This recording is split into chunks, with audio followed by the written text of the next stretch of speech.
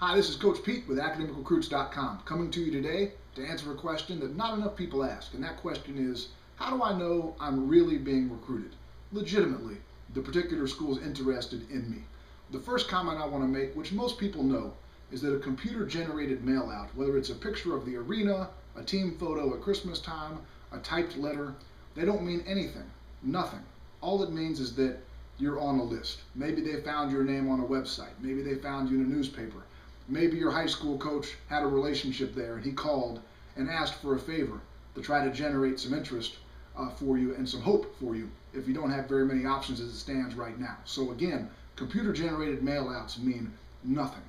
The next step would be a telephone call, either to your high school coach, your summertime coach, or to you. Now, if you think about it, a phone call takes initiative, takes effort, takes time on the part of a college coach.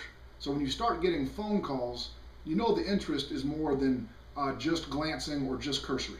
The next step would be if you get a handwritten letter or a telephone call from the head coach. Now, a word to the wise, I'm aware of several pretty smart head coaches who have a team of managers writing handwritten, we used to call them love letters, to all of the recruits that are somewhat priorities. So just because you're getting a handwritten letter doesn't necessarily mean it's from the person who signs it. But telephone calls from the head coach are a very good sign, and I think that handwritten letters are a good sign as well. Anything that takes initiative, effort, time, anything that is specific to you, and a handwritten letter, for example, they're going to talk about your high school, your coach, you know it's not generic, you know it's not a form. I think even a further progression in the steps to know that you're legitimately being recruited is when they start asking you to come visit their campus. You might be a sophomore or junior, and the schools that are calling you saying, hey, please come take a look at our campus, come visit unofficially, which means that the school can't pay for you to come visit, but you can come visit on your own dime, and they can show you around, show you the gym, the locker room, meet some professors, and all that good stuff. So if you're a sophomore or junior, and schools are coming after you saying, hey, come give us a visit, come take a look at our campus, get to know us in person, that's a pretty good sign the interest is becoming more and more legitimate. Now moving forward, you have, of course, a scholarship offer. Now most people think the scholarship offer is the end-all be-all, that once you have a scholarship offer on the table, that's that, and the recruiting process is essentially concluded. That's not the case. The scholarship offer is not the end-all be-all, and oftentimes the scholarship offer is meaningless. Oftentimes a school will offer just because they believe they need to in order to be involved. If you want to find out if an offer is legit, I'll give you a couple of pointers. One, try committing. When they say, we'd like to offer you a scholarship, say, that's great, I'd like to come.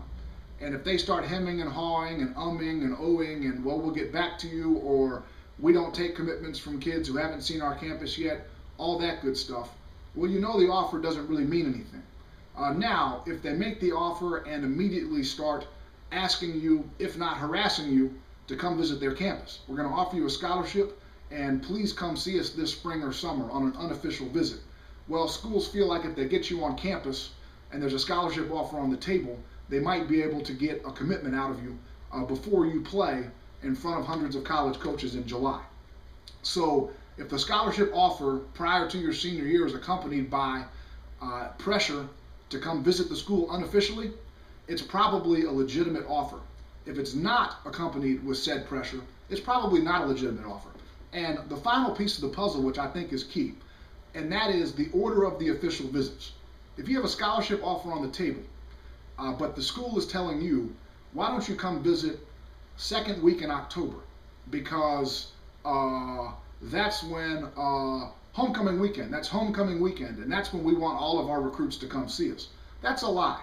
I can promise you, schools are trying to get their top priority kids they have offers out to come visit them the very first week possible, which is usually in early September. The rule is schools can't bring kids for an official visit. Official means that they pick up the tab. The school flies you in, picks up the hotel, pays for meals, all that good stuff. And you can't take an official visit until you've started classes your senior year of high school. So if a coach asks you when you start classes and you say August 29th, and he says, how about you come visit us that weekend? Now you know the offer is legit. because again, they're going to bring their highest priority kids up first. I worked with a kid, actually recruited a kid from Dallas, and we won't use any names here, but he had an offer from a school in the Missouri Valley, and that offer was accompanied with an offer of an official visit in the middle of October. And this particular Missouri Valley school did a good job selling it that was the weekend they wanted him to visit because the stars were aligned or whatever. But of course it wasn't true. And I tried to explain to the kid, his AAU coach, his high school coach, that the offer wasn't going to stand up. If you have a mid-October official visit set up, they're bringing in 4 or 5 kids that play your position in front of you, hoping they say yes first. In other words, you're the backup to the backup's backup.